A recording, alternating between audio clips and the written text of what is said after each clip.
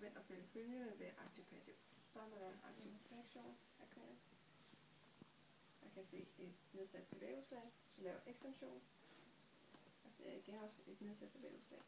Så reflekterer den marken i knæet og laver en indrotation og en udrotation. Og jeg ser igen et nedsat bevægelseslag. Så vil vi godt passiv.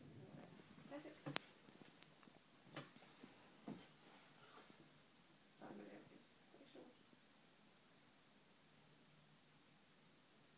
Og her mærker jeg patologisk sej indfilt, og jeg igen ser der en nedsat bevægelseslag. Så laver jeg en ekstension. Og jeg mærker igen også en patologisk sej indfilt, og der er en nedsat bevægelseslag.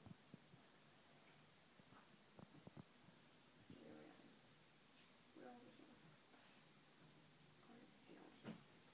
Og jeg mærker begge to patologisk sej indfilt, og der er igen nedsat range of motion.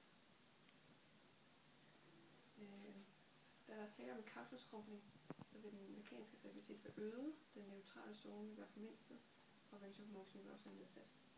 Så for at øge range of motion i knæledet, så skal jeg ind og øge den neutrale zone, og jeg skal mindske den mekaniske stabilitet. Og det vil jeg gøre med transitorisk ledspil. Jeg vil lave noget deformering af kapslen ved hjælp af traktion. Så hvis du lægger på maven,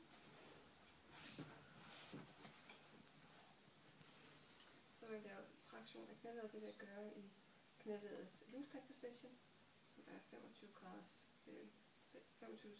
flektion.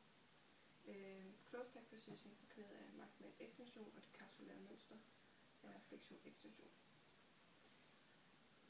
Og jeg vil så starte. Jeg bevæger mig ud i første grad, hvor jeg ophæver adhæsionskraften uden neomenal ledseparation. Jeg bevæger mig videre ud i anden grad til slack zone, og videre til transition zone. Og så mærker jeg first stop, som kommer tidligere. Jeg bevæger mig videre forbi first stop og i tredje grad, som er den plastiske zone, og det er så her deformeringen af kapslen sker. Jeg bevæger mig så langsomt tilbage til first stop igen, og til transition zone, til slack zone og ind i første grad igen.